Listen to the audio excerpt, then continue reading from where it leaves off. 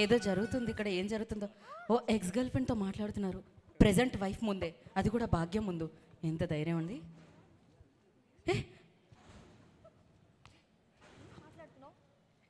అమ్మో, మరి వైల్డ్గా ఉన్నారే. ఓకే,